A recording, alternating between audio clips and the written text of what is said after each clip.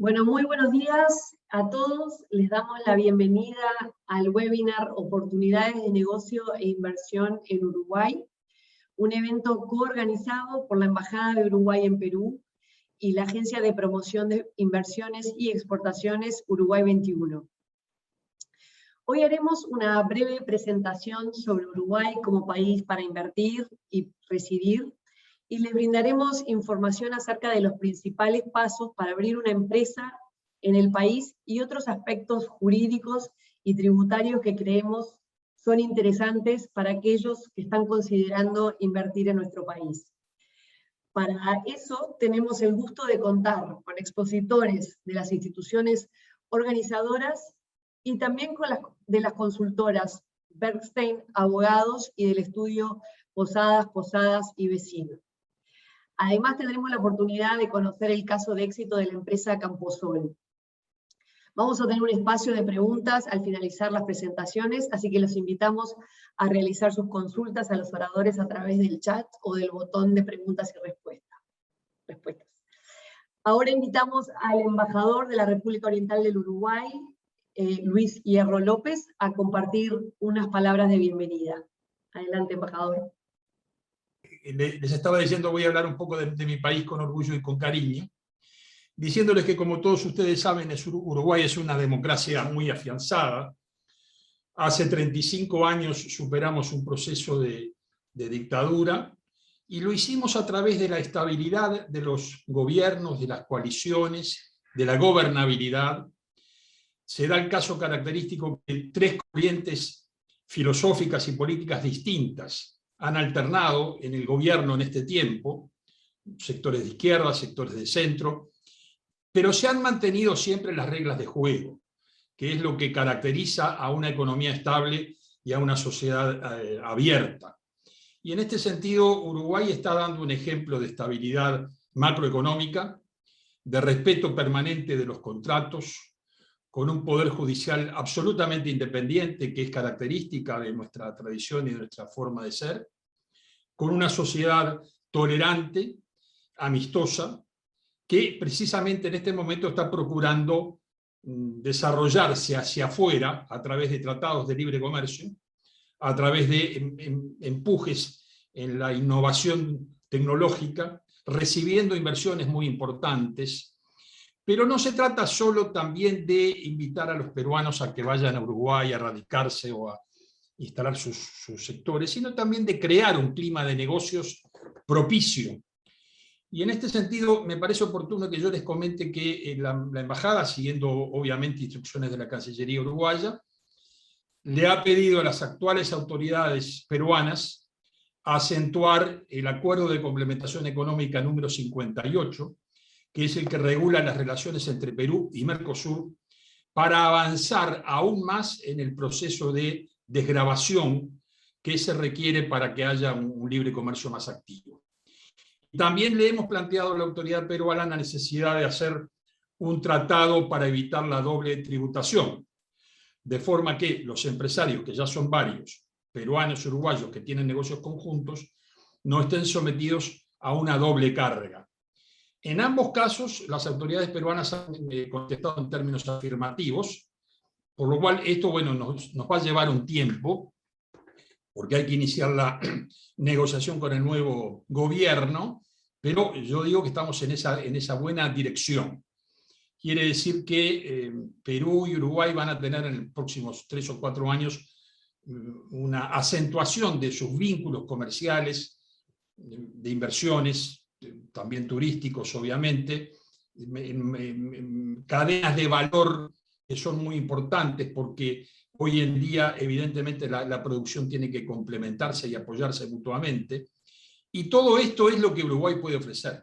Sobre las condiciones más concretas van a hablar los distinguidos asesores que nos acompañan. Sobre el país en su conjunto, yo les digo, Uruguay y Perú, bueno, uno mira al Pacífico, otro mira más al Atlántico. Hay quienes en Uruguay sostienen que nuestro país, Uruguay, debe integrarse a la Alianza del Transpacífico, al Tratado del Transpacífico, que es una alternativa muy interesante.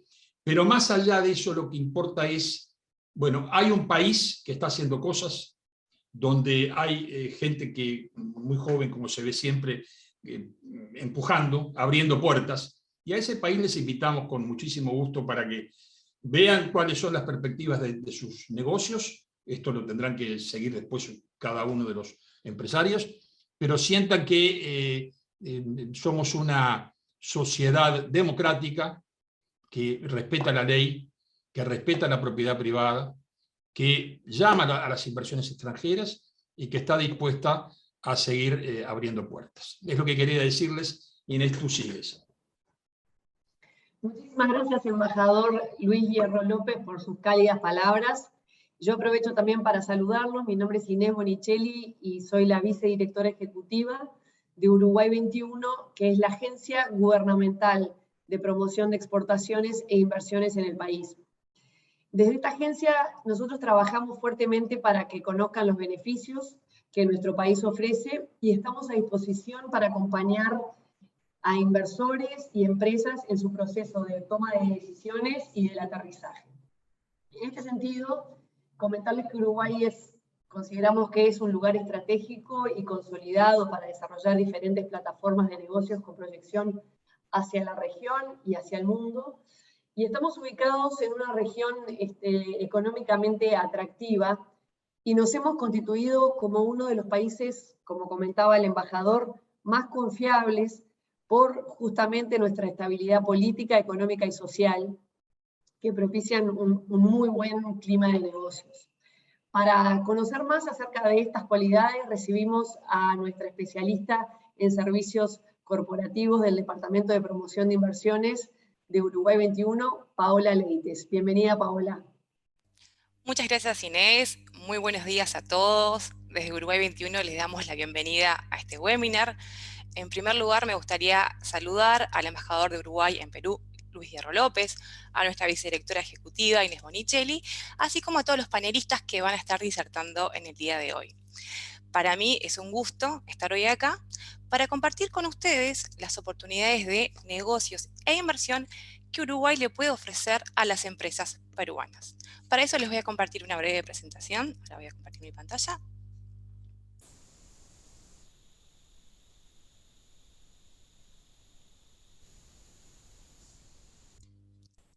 ¿Pueden ver mi pantalla?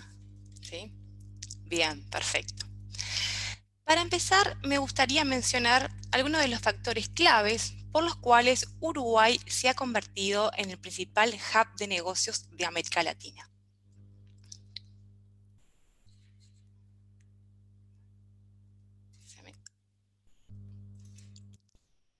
Una falla técnica, perdón.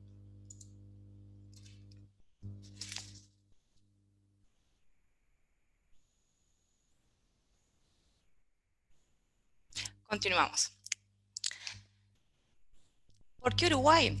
¿Cuáles son los factores claves por los cuales Uruguay se ha convertido en el principal hub de negocios de América Latina? En primer lugar, porque es un país confiable, que ofrece acceso a mercados, da muchas facilidades para hacer negocios, y en Uruguay ustedes van a encontrar talento y calidad de vida. Durante mi presentación voy a desarrollar cada uno de estos puntos. Por otra parte, también me gustaría contarles que Uruguay opera como hub principalmente en dos grandes plataformas o modelos de negocios. La primera plataforma es la de comercio y servicios, que incluye actividades de centro de distribución regional, así como actividades de soporte al comercio, como es el caso de los centros de servicios compartidos o las actividades de trading. Y por otra parte tenemos la plataforma de producción e innovación, que incluye actividades de desarrollo de software, manufacturas varias o producción primaria. Aquí tenemos algunos ejemplos de empresas peruanas que ya están instaladas en Uruguay y ya están haciendo uso de las diferentes plataformas de negocios que mencioné anteriormente. Hoy en el día de hoy nos acompaña Camposol. Ellos van a compartir con nosotros la experiencia de realizar negocios en Uruguay. Otro ejemplo es Alicorp. Alicorp se instaló en Uruguay en el año 2012. Ellos están en una zona franca y realizan actividades de trading. Específicamente lo que hacen es la compra a nivel internacional de materias primas para las diferentes empresas del grupo. Por otra parte tenemos Microfin, que es parte del grupo ACP. Ellos brindan servicios financieros desde Uruguay. Y finalmente, Fármaco Uruguayo.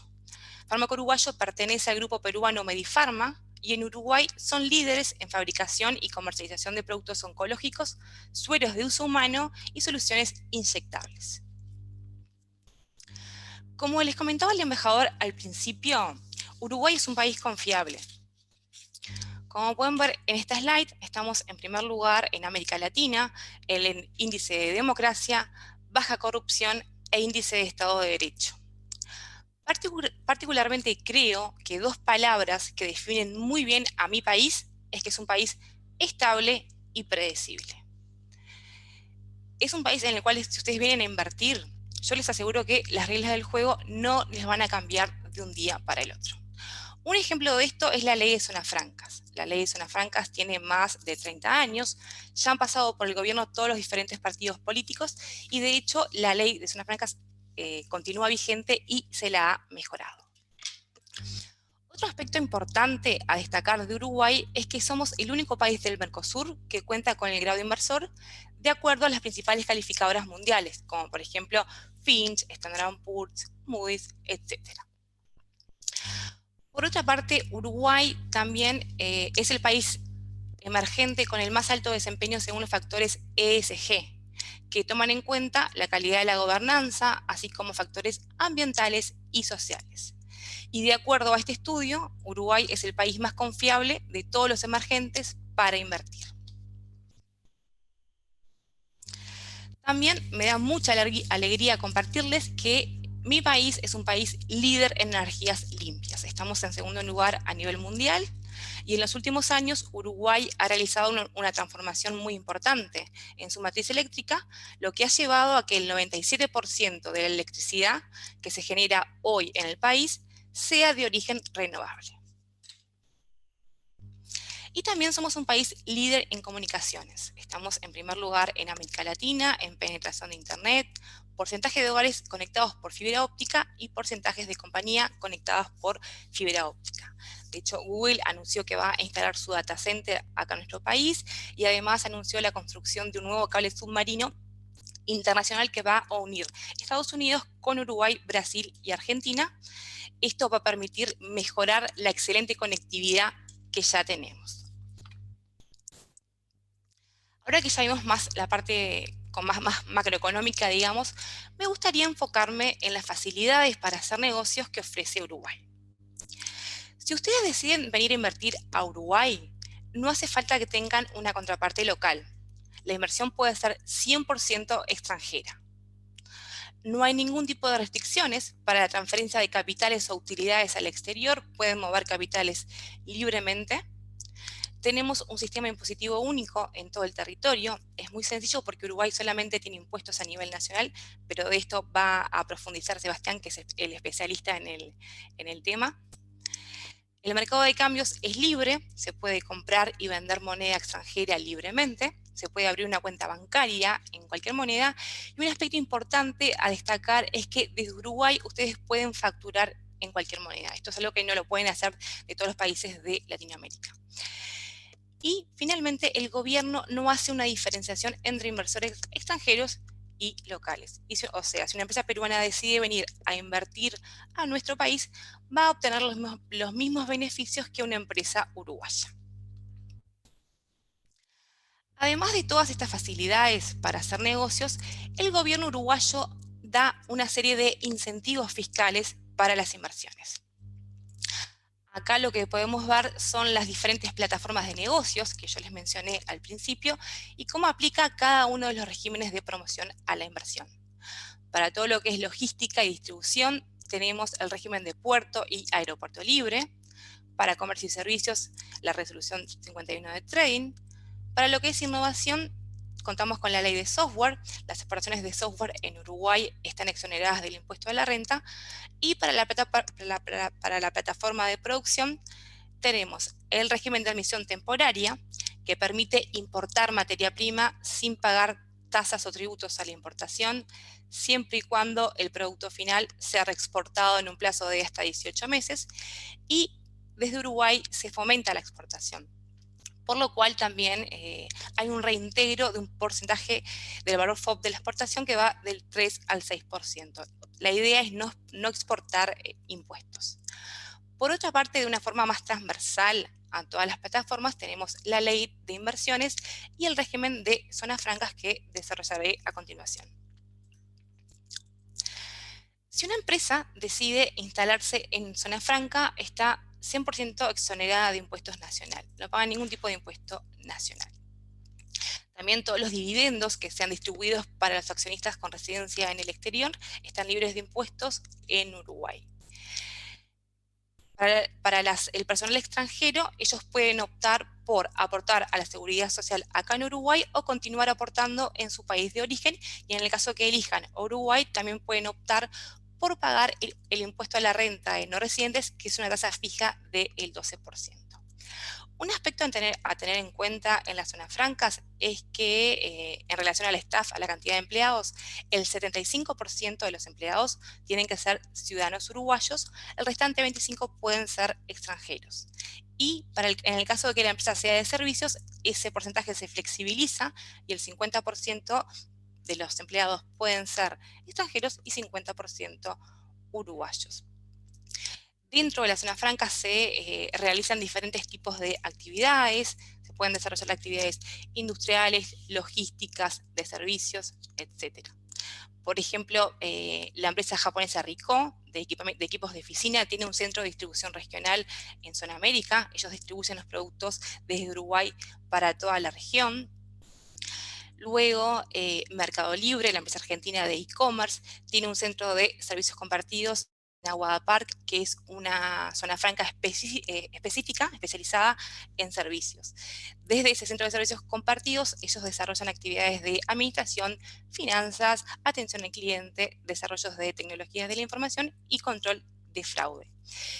Y para lo que es producción, tenemos el ejemplo de Megalabs.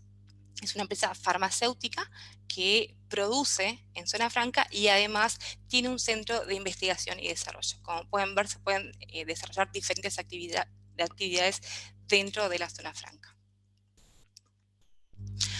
Por otra parte, tenemos la Ley de Promoción de Inversiones. La Ley de Promoción de Inversiones les permite deducir del 30 hasta el 100% del monto invertido a través de la exoneración del impuesto a la renta.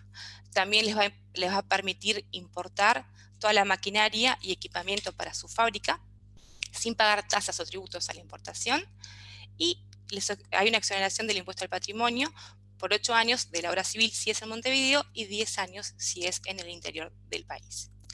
¿Cómo funciona la ley de zona franca? Ustedes tienen que preparar un proyecto de inversión y lo presentan ante el Ministerio de Economía. El Ministerio de Economía lo evalúa por una serie de indicadores. Los indicadores son generación de empleo, aumento de las exportaciones, descentralización territorial, inversión en energías limpias e investigación y desarrollo, y luego un indicador sectorial. Cada uno de estos indicadores va a valer un número entre 0 y 10 y el total va a ser la suma ponderada de ellos. Si en esta evaluación obtienen un punto, van a poder deducir 30% del monto invertido a través de la exoneración al impuesto a la renta, y si obtienen 10 puntos, 100% del monto invertido a través de la exoneración del impuesto a la renta. De esta evaluación también va a salir el plazo. El plazo mínimo de exoneración va a ser de 4 años y el máximo de 25 años. Como pueden ver, es un método de evaluación totalmente objetivo y transparente. También tenemos el régimen de puerto y aeropuerto libre. Dentro del puerto, las mercaderías están exentas de todo tributo interno y recargo aplicable a la importación. Hay libre tránsito de mercaderías sin autorizaciones ni trámites formales, y también las mercaderías están exoneradas del impuesto al patrimonio y del IRAE para las personas jurídicas del exterior. ¿Qué actividades se pueden realizar bajo el régimen de puerto o aeropuerto libre? Se puede hacer, por ejemplo, consolidado, desconsolidado, agrupado, desagrupado. Lo que no puede variar es la naturaleza del producto. No puede variar el NCM. Hay muchas empresas que usan este régimen para instalar su hub de distribución acá en Uruguay, ¿no? Un ejemplo de esto es la farmacéutica AstraZeneca. Ellos hacen uso del régimen de aeropuerto libre, traen los medicamentos desde Europa y luego los distribuyen para la región. ¿Cuál es la ventaja de instalar un centro de distribución en Uruguay? En primer lugar, es que se reducen los tiempos de entrega. No es lo mismo si yo tengo un cliente en la región traer la mercadería de Europa, que si la tengo estoqueada acá en Uruguay. Maximiza la reducción de inventarios y también les permite diferir el pago de impuestos, porque solamente van a pagar los impuestos una vez que la mercadería llega al cliente final. Por último, tenemos la resolución 51 de trading. En Uruguay, en términos impositivos, nos regimos por el principio de la fuente. Solamente se grava la renta de fuente uruguaya. ¿Qué dice la resolución 51? Bueno, que solamente el 3% de tu ganancia neta va a ser considerada de fuente uruguaya. Entonces, sobre ese 3% se va a aplicar el impuesto a la renta. En definitiva, en vez de pagar un impuesto a la renta del 25%, terminan pagando un impuesto a la renta de 0,75%. La actividad de trading propiamente dicha se tiene que hacer desde Uruguay, pero las mercaderías o los servicios no pueden tener pasaje físico por nuestro país. Un ejemplo de una empresa que hace trading desde Uruguay es Alicorp, las mencioné al principio, y también Syngenta.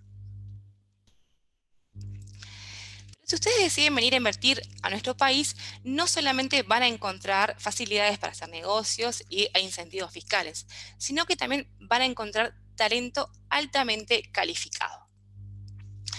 Estamos en primer lugar en la tasa de alfabetización en América Latina, 98%. El gobierno uruguayo ofrece educación gratuita desde preescolares hasta la universidad. El 17% de los estudiantes estudian carreras relacionadas a ciencias, tecnologías e ingeniería, y el 60% de los estudiantes, además de estudiar, trabajan. Ese talento no es solamente calificado, sino que también es multilingüe. Si miramos a la población en general, el 56% tiene conocimientos de inglés y el 30% tiene conocimientos de portugués. Y si nos enfocamos en lo que son estudiantes y graduados técnicos y universitarios, el 82% tiene conocimientos de inglés y el 43% tiene conocimientos de portugués. En Uruguay es fácil encontrar personas que hablan portugués debido a la frontera que tenemos con Brasil. Acá tenemos algunas herramientas que el gobierno le ofrece a las empresas, ¿no?, para el desarrollo del talento, como por ejemplo Finishing Schools, que es un subsidio que el gobierno le da a las empresas para que capaciten a su personal. Se subsidia hasta el 70% de la capacitación. Contamos con el portal laboral Smart Talent, que permite publicar ofertas laborales gratuitamente, y la ley de empleo juvenil, que da subsidios a las remuneraciones de diferentes jóvenes. Y por último, Montevideo, que es nuestra capital, fue elegida como la ciudad con mejor calidad de vida en América Latina. Es una ciudad muy segura, muy tranquila, no tenemos problemas de tránsito, los tiempos de commuting son muy bajos, y realmente es un placer vivir en nuestro país. No sé si no han venido a visitarnos, si no lo conocen, los invito a que vengan porque realmente es un país muy, muy, muy lindo. Esa fue mi presentación. Una vez que finalicemos todas las presentaciones, se va a abrir un espacio para preguntas, y bueno, desde Uruguay 21 quedamos a las órdenes para apoyarlos y asesorarlos en materia de inversiones en nuestro país. Muchas gracias. Muchas gracias, Paola Leites, especialista en servicios corporativos del Departamento de Promoción de Inversiones de Uruguay 21. A continuación, invitamos a realizar su presentación al doctor Jonas Bergstein, de Bergstein y Asociados, abogados, y que hoy nos hablará acerca de la forma jurídica de las empresas para hacer negocios en Uruguay y acerca de la apertura de cuentas bancarias. Y como ya comentamos, si tienen preguntas específicas sobre estos temas, la pueden pasar por el chat. Adelante, Jonás, bienvenido. Muchas gracias. Nuestro reconocimiento a Uruguay 21 y a la Embajada de Uruguay en Perú por esta feliz iniciativa. Para nosotros es un privilegio poder integrar este panel junto a Inés Bonincelli y a todo el equipo de Uruguay 21, junto al contador Sebastián Salcedo, de una firma tan prestigiada como el estudio Posadas y Vecinos, junto a representantes de la compañía Camposol y junto restantes expositores de Uruguay 21 y last but not least, junto a nuestro embajador en Perú. La pregunta que tenemos que contestar es esencialmente a la hora de resolver invertir en Uruguay, qué formas jurídicas, qué vehículos vamos a utilizar. Muy bien, vamos a invertir, ¿de qué manera societariamente vamos a... Disculpa, hacer? Jonás, no se escucha. ¿Podrías hablar un poquito más alto, por favor? Ajustame acá, ajustame donde dice más. ¿Ahí va mejor? Yo escucho Se bien, escucha sí. bajo todavía.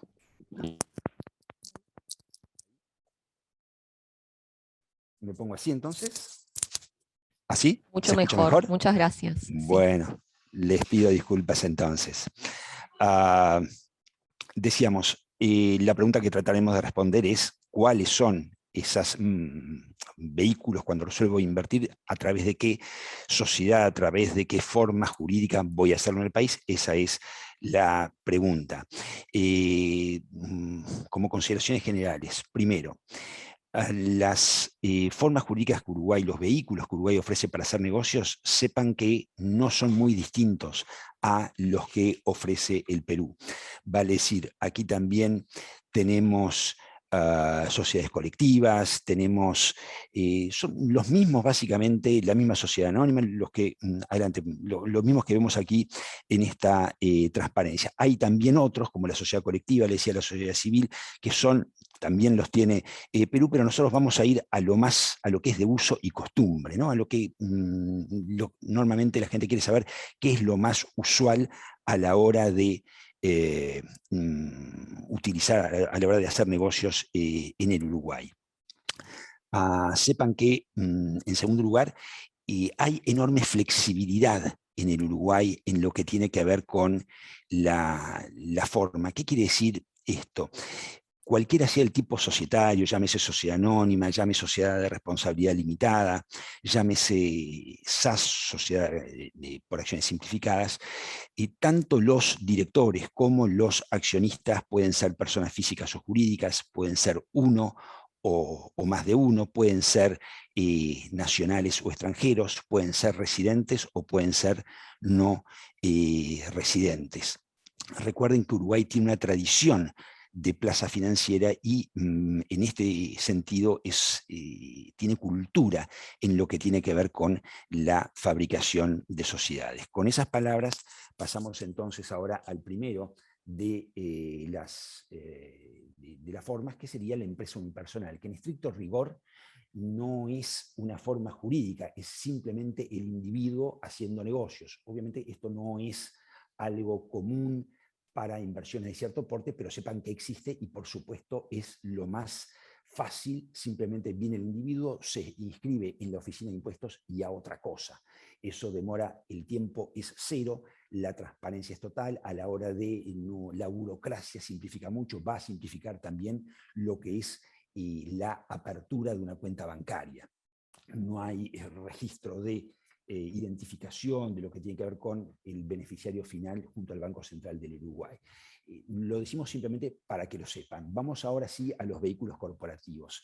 El primero, la sociedad de responsabilidad limitada. Es esencialmente el mismo que ustedes tienen en Perú.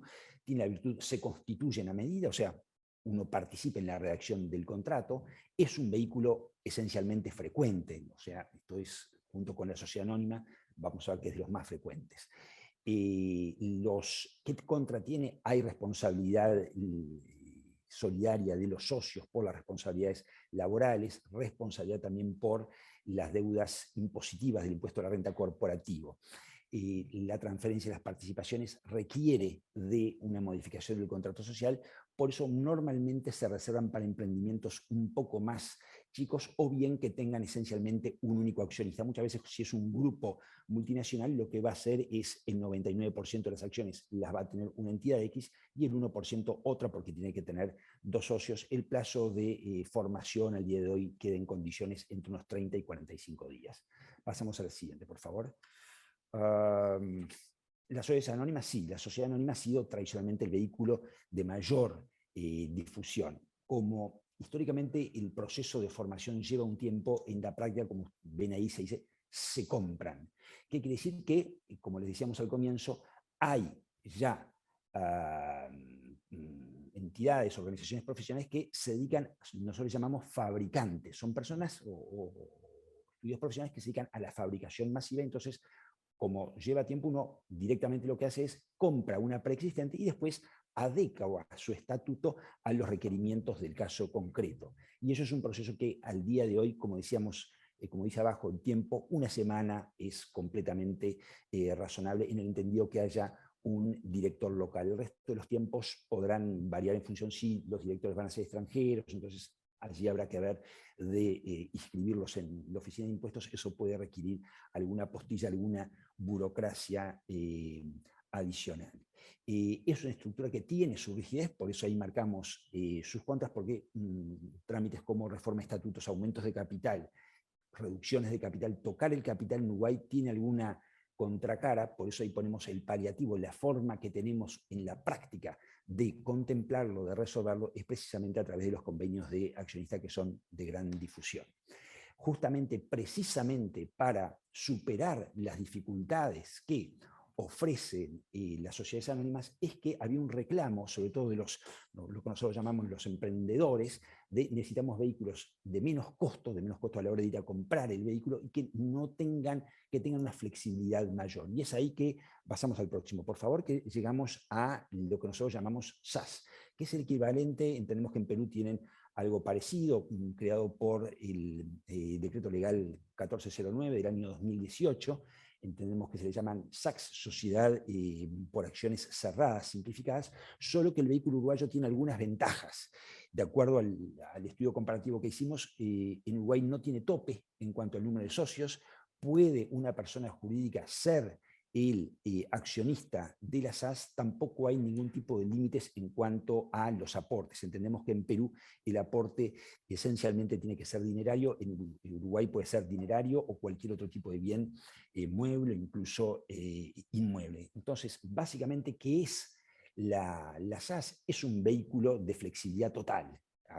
Para explicarlo en fácil, nos ponemos de acuerdo, redactamos las pautas que queremos y eso va a regir. ¿Por qué? Porque rige exactamente eso. La voluntad del socio puede tener un único accionista, dicho sea de paso, eso vale para todos los vehículos, y si tengo más, ellos podrán pactar con total libertad el régimen y las normas que habrán de regirles. Por supuesto, la responsabilidad es limitada, los costos, como les decía, son mucho menores, se constituyen al día de hoy, ya habiendo superado las dificultades que al registro le planteaba la pandemia.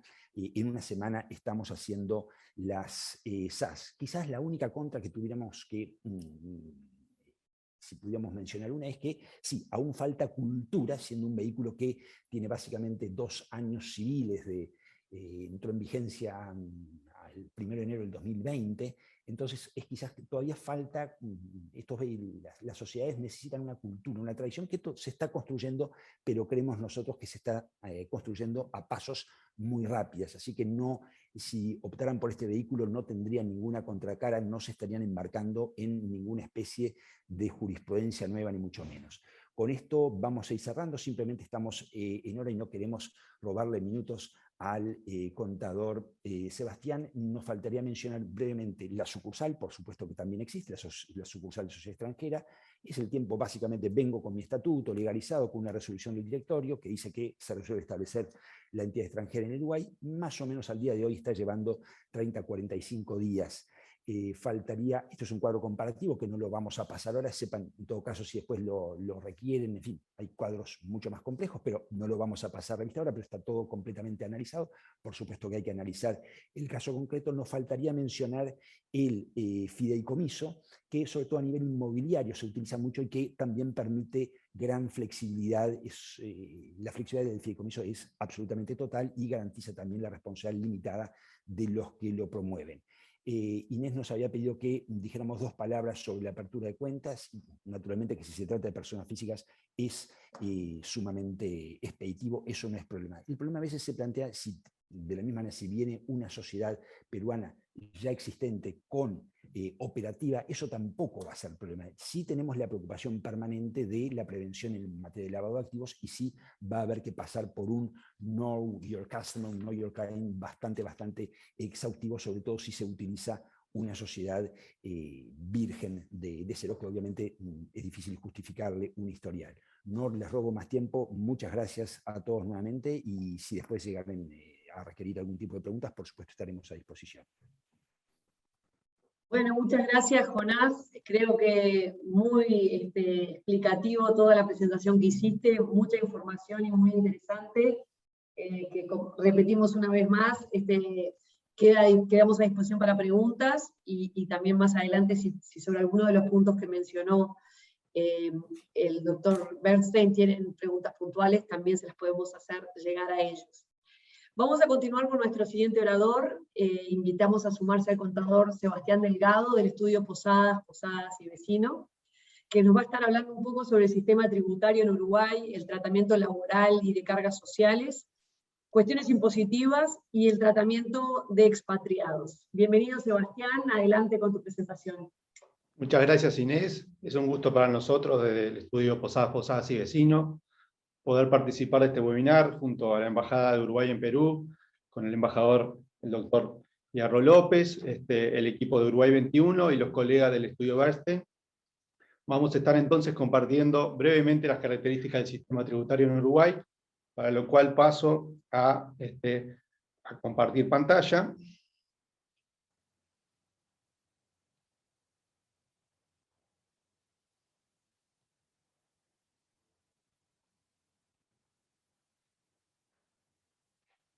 Y bueno, compartida la pantalla, entonces les decía que vamos a estar hablando brevemente del sistema tributario en Uruguay. Para ello, un poco la guía que vamos a seguir es referirnos a la tributación de las empresas, a la tributación de las personas físicas, a la tributación que tienen los no residentes, y finalmente cerrar con las referencias a las contribuciones a la seguridad social. En cuanto a la tributación a las empresas, el primer impuesto que es relevante mencionar es el impuesto corporativo, es el impuesto a la renta de las actividades económicas, el IRAE, que es un impuesto anual cuya tasa es del 25%, grava las rentas de fuente uruguaya, que califiquen para los contribuyentes del impuesto, que básicamente son todas las sociedades comerciales de Uruguay y las entidades no residentes que realicen actividades de fuente uruguaya sin incurriendo en un establecimiento permanente. En cuanto al concepto de fuente uruguaya, como había mencionado Paola en la presentación, nosotros tenemos básicamente un régimen a través de la territorialidad de la fuente, y en principio van a quedar grabados las actividades desarrolladas en Uruguay, activos, provenientes de activos o derechos utilizados económicamente en el país, con independencia del domicilio o de donde se desarrollen los negocios. En cuanto a la determinación de la renta que va a quedar grabada al 25%, es una renta neta que se determina a partir de deducir de la renta bruta todos aquellos gastos que se devengan en el ejercicio, que son necesarios, que están debidamente documentados y que a su vez cumplan con algún otro requisito que pone la ley a esos efectos. Entre ellos, requisitos que mencionábamos, está que la contraparte tenga alguna tributación a la renta. En ese sentido, si la tributación fuera inferior al IRAE, la tributación de la contraparte, se hace una proporcionalidad del gasto para su cómputo como deducible.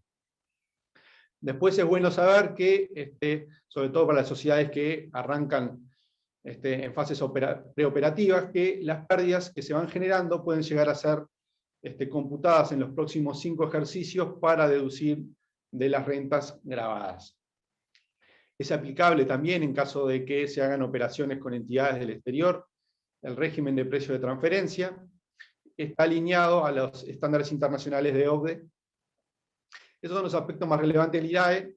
Para finalizar, hay que tener una asociación con respecto al dividendo que podría distribuir una empresa que es contribuyente de IRAE. En ese caso, si la empresa distribuía dividendos provenientes de rentas que estaban grabadas por IRAE, van a estar sujetos a retenciones de impuestos a la hora de los no residentes, o IRPF, a la tasa del 7% por los dividendos. Después tenemos otro impuesto que tributan las empresas, que es el impuesto al patrimonio, que, siguiendo con el criterio de territorialidad, estamos pagando en las empresas únicamente sobre los activos al cierre del ejercicio que están situados en Uruguay a una tasa del 1,5. Son los contribuyentes de este impuesto los mismos que los contribuyentes del IRAE, básicamente en la medida que tengan, como decíamos, un patrimonio en Uruguay que va a ser evaluado fiscalmente y a su vez se va a poder computar ciertos pasivos deducibles que la norma permite. Existen diversas exoneraciones en este impuesto, entre ellas la tenencia de participaciones accionarias de contribuyentes del IRAE. A su vez, como hablábamos, y tributamos solo a nivel de activos en Uruguay, después a la hora de computar los pasivos, por los mecanismos de liquidación que tiene este impuesto, solo van terminando siendo computables los que excedan los montos de los activos exonerados o del exterior. Finalmente, para aquellos que puedan llegar a tener interés en explotaciones agropecuarias, hay que mencionar de que existe una determinación específica para las actividades agropecuarias que podría ser pasible de exoneraciones, y a su vez, en el caso de que no se alcancen las exoneraciones, pueden haber sobretasas. Eso podrá profundizarse para quienes tengan interés. Después tenemos como impuesto adicional y general para todas las empresas, el IVA, que dentro de otros hechos generadores va a estar siempre gravando la circulación de bienes y prestación de servicios en Uruguay. Básicamente todos los contribuyentes de IRAE son contribuyentes de IVA, tiene una tasa del 22%, y existe una tasa mínima que aplica a la canasta básica, básicamente, a los servicios de hotelería y a los medicamentos. Después es importante mencionar que las exportaciones y la circulación de la mayoría de los productos agropecuarios están sujetos a un régimen de tasa cero, con el beneficio adicional de que a su vez pueden recuperar y obtener un crédito por el IVA asociado a las compras de estas operaciones. Y por último, en cuanto a la tributación de las empresas, existe un impuesto específico, que es el IMESI, que grava la primera venta de determinados productos, generalmente más suntuosos, como las bebidas alcohólicas, los combustibles, perfumes y demás. Es algo ya más específico y no tan general como los otros casos que nos estábamos refiriendo. Yendo ahora a la tributación de las personas físicas, el impuesto que va a estar rigiendo para ellas es el IRPF, el impuesto a la renta de las personas físicas, que va a ser alcanzado para aquellas que son residentes fiscales en Uruguay. Por un lado, por las rentas de capital, rendimiento de capital e incrementos patrimoniales, y por otro lado, por sus rentas de trabajo en relación de dependencia, y también por los servicios personales independientes que no hayan terminado tributando el IRAE. Con algunas excepciones, las rentas de capital están sujetas al pago del IRPF a tasas del 7 al 12%, en la medida de que sean de fuente uruguaya, con la excepción de los rendimientos de capital mobiliario que se obtengan en el exterior, que también van a estar alcanzados, es decir, que para los rendimientos de capital mobiliario que un residente fiscal uruguayo obtenga del exterior, como puede ser un dividendo de una entidad del exterior, ahí tenemos un principio de fuente mundial. Después, con respecto a las rentas de trabajo, tenemos un sistema progresivo de tasas que va entre el 10 y el 36%, y a su vez rige a partir de que no se alcance la condición de no quedar por debajo del mínimo no imponible, que son unos $9.500 anuales. Entonces, es importante para estar comprendido dentro del IRPF de que estemos hablando de residentes fiscales en el país, residentes fiscales uruguayos, lo cual se termina configurando con cumplir una de las siguientes causales. Por un lado, la permanencia de más de 183 días en territorio uruguayo durante el año civil, considerando a esos efectos ausencias esporádicas que no sean 30 días corridos, en la medida que sean puntuales y no haya abusos. La DGI, nuestra autoridad fiscal, en general las acepta. Por otro lado, tenemos una causal de radicar el núcleo principal o la base de actividades en Uruguay, lo cual se configuraría, por un lado, por intereses económicos relativos al volumen de ingresos, es decir, básicamente que se obtenga la mayor cantidad de ingresos en nuestro país con respecto a otros países, para lo cual no configuraría la causal si únicamente estamos hablando de ingresos provenientes del capital, es decir, por ejemplo, solamente dividendos. Tendría que haber algún otro tipo de renta, de otro factor complementaria para poder hacer la comparación. Y después tenemos intereses económicos por inversiones en el país, que acá es donde hemos tenido novedades en el último año y medio, con fuertes estímulos para las inversiones en inmuebles a menores niveles y bajos cierta complementación de permanencia de algunos días en Uruguay, o adquisición de inversiones a través de empresa. Después también podemos profundizar, es bastante específico, pero en líneas generales tenemos opciones también de adquirir la residencia fiscal a través de inversiones en el país. Siempre y cuando, obviamente, no se acredite la residencia fiscal en otro país. Y por último, tendríamos la residencia fiscal si se radican en Uruguay los intereses vitales, que en este caso se presume que se alcanza a ello cuando reside en Uruguay el cónyuge, en la medida que no haya separación legalmente de bienes, y de existir los hijos menores de edad bajo patria potestad.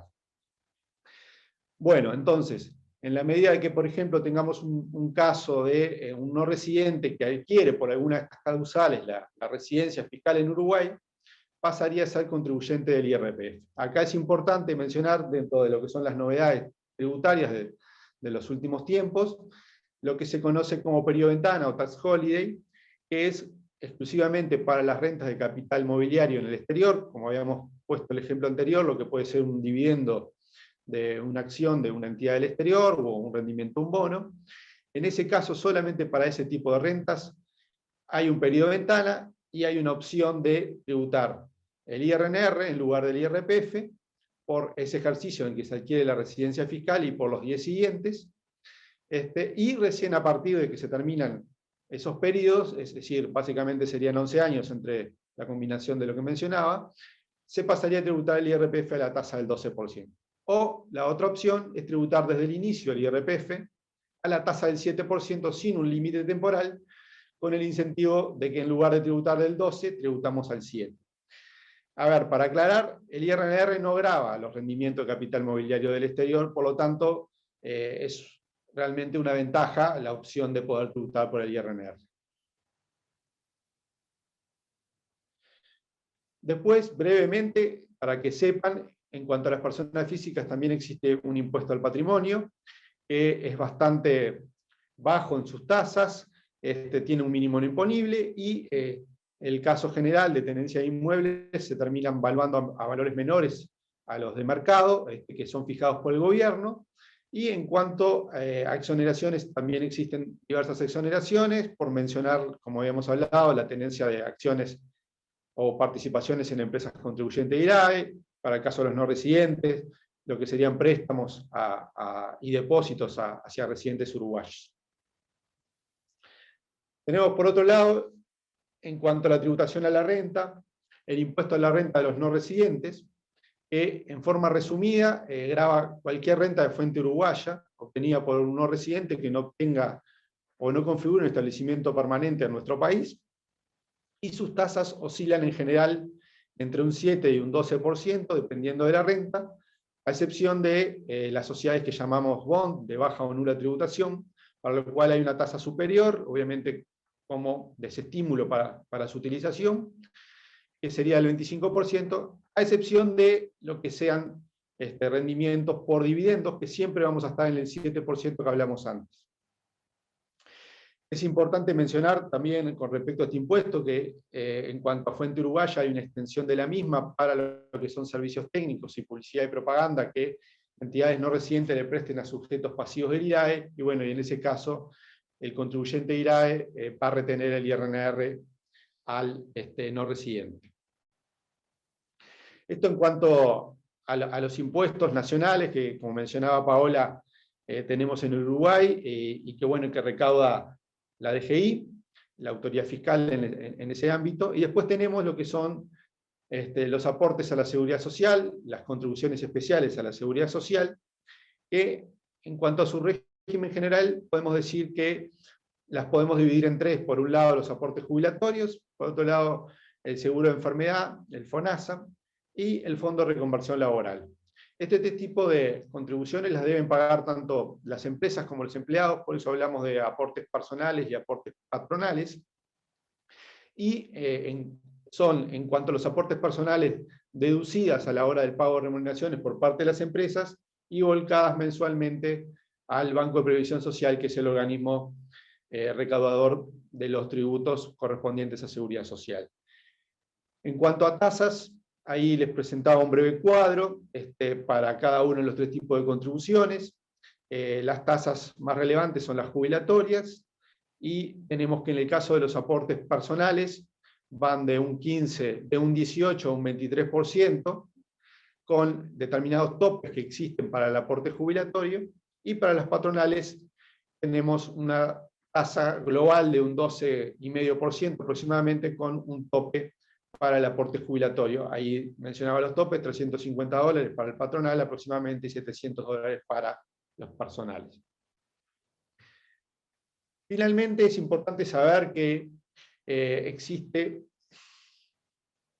también lo que mencionábamos a nivel del IRPF, el pago de impuesto a la renta a las personas físicas por parte de los empleados, que también va a ser deducido a la hora de liquidación de sueldos por las empresas, con los mínimos no imponibles correspondientes y las tasas progresivas de 10 a 36% que mencionábamos antes.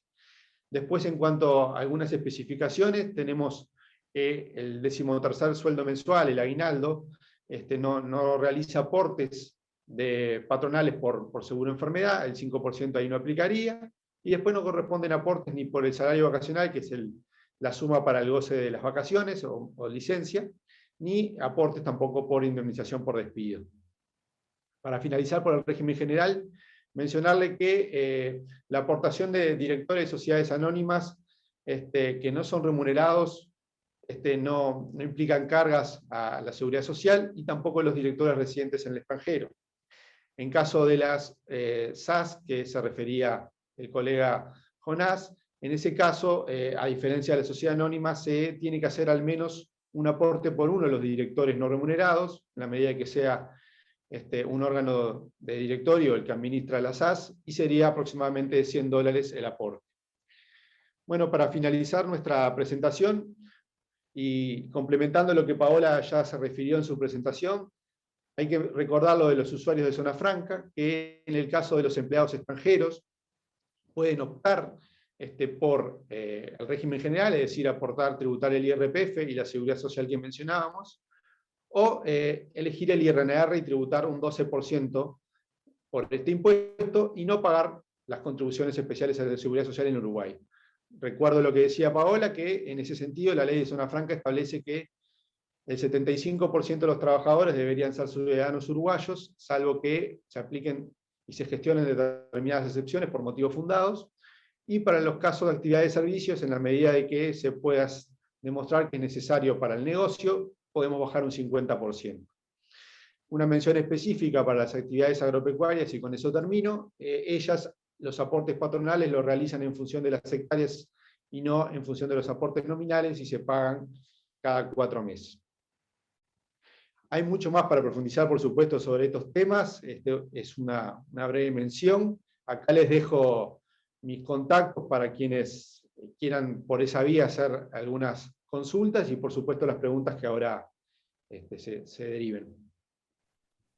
Muchas gracias, Sebastián. De vuelta un montón de información y detalles que creo que son muy útiles, por lo menos para dar este pantallazo general, pero indudablemente podrán venir más preguntas que derivaremos al terminar con las presentaciones. A continuación vamos a poder conocer un caso de éxito de una empresa peruana en Uruguay. Invitamos a José Antonio Gómez, Managing Director de Camposol. José Antonio va a compartir con nosotros el caso de su empresa citrícola, que lleva ya 3 años trabajando en Uruguay. Bienvenido, José Antonio, tenés la palabra. Muy buenos días, muchas gracias, embajador, muchas gracias a todos. ¿Me escuchan bien? Muchas gracias. Bueno, más allá de una presentación, yo les quería contar de nuestra historia presencial en Uruguay, pero antes de llegar a ese punto y esa experiencia bastante exitosa y grata, quería comentarles pues de que el Perú, como país agrícola, logró algo que mucha gente le llama el milagro de la agroexportación peruana, ¿no? Donde las exportaciones de productos agrícolas en 20 años han crecido más de 30 veces, ¿no? Y la agricultura se ha convertido en la segunda fuente de ingresos de divisas del país después de la minería, que ya es una actividad muy, muy grande con otro tipo de inversión. Entonces ya en Perú estamos hablando de más de 5.000 millones de dólares de ingreso por agricultura de exportación, y es un negocio que hace 20 años era prácticamente inexistente. Hace 20 años no llegábamos a 100 millones de dólares de exportación. Y hoy día sobrepasamos los 5.000. Y el milagro de la agroexportación peruana se dio en base a una receta del éxito, y yo creo que Uruguay tiene muchos de esos componentes de esa receta de éxito, ¿no? La receta de éxito de Perú fue, obviamente, acceso a agua y tierras. Sudamérica es, yo siempre he dicho, la despensa del mundo. El 90% de la población del planeta vive al norte del Ecuador. Las mayores reservas del planeta de agua y tierra arable están en el sur del planeta y específicamente en Sudamérica. Y los países con más reserva de agua per cápita están en Sudamérica: Perú, Colombia, Brasil, Uruguay, etc. Y nuestro negocio de exportar frutas y vegetales al hemisferio norte, donde vive el 90% de la población, es un negocio que se da de forma natural y se va a seguir dando. Nuestro negocio básicamente es exportar agua. La exportación de frutas y vegetales es agua con un poco de valor agregado, que se mueve desde Uruguay hasta Holanda o hasta Nueva York, y captura muchísimo valor agregado en ese proceso, ¿no? La agricultura probablemente es una de las industrias que genera mayor captura de mano de obra y más repartición del valor exportable en salarios. Mucho de la agricultura es salarios. Entonces, por lo tanto, es una industria muy noble que transforma la sociedad. Acá en Camposol tenemos una historia de éxito donde el 50% de la mano de obra de la compañía es femenina, el 50% es masculina.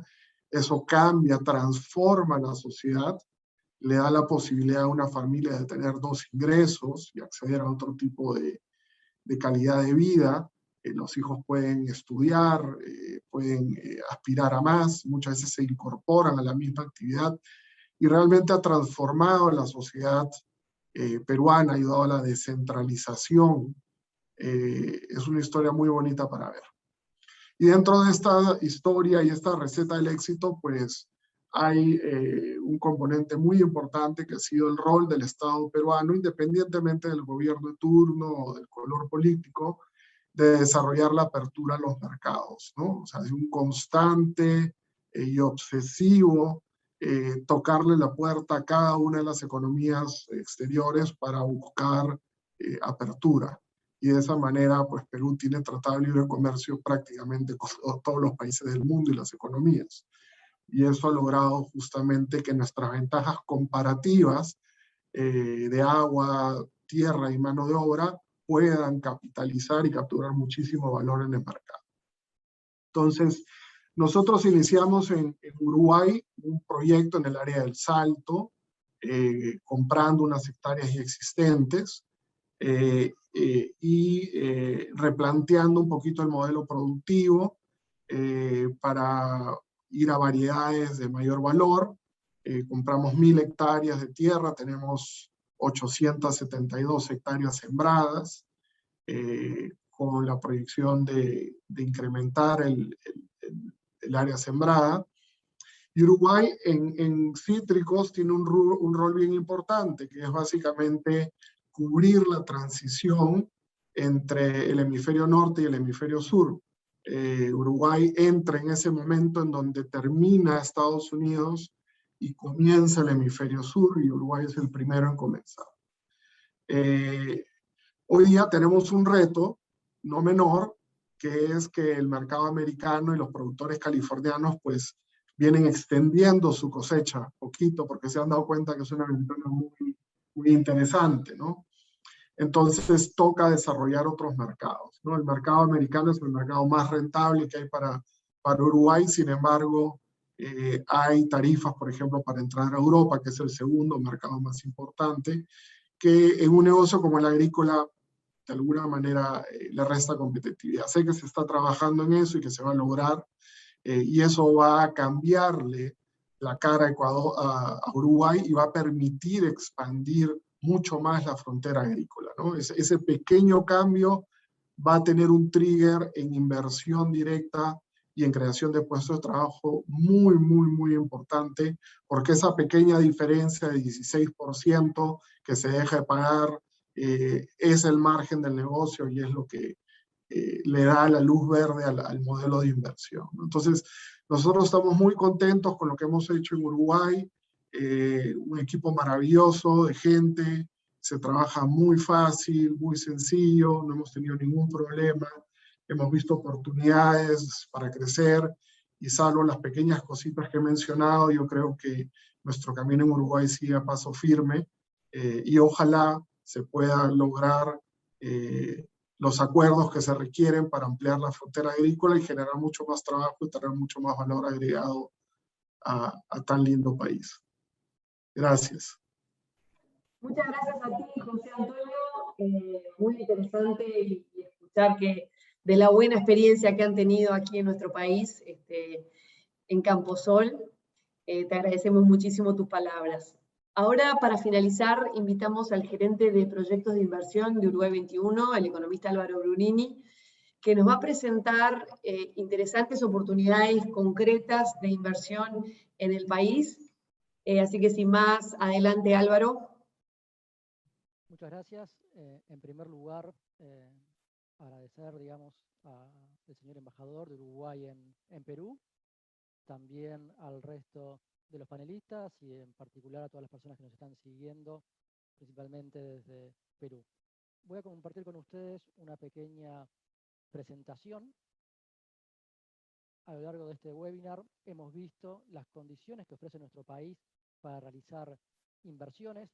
Sabemos muchas veces que tanto las empresas, fondos de inversión o inversores individuales están pensando no en desarrollar una inversión desde cero, sino en invertir, ya sea de forma minoritaria, mayoritaria o directamente comprar una empresa existente.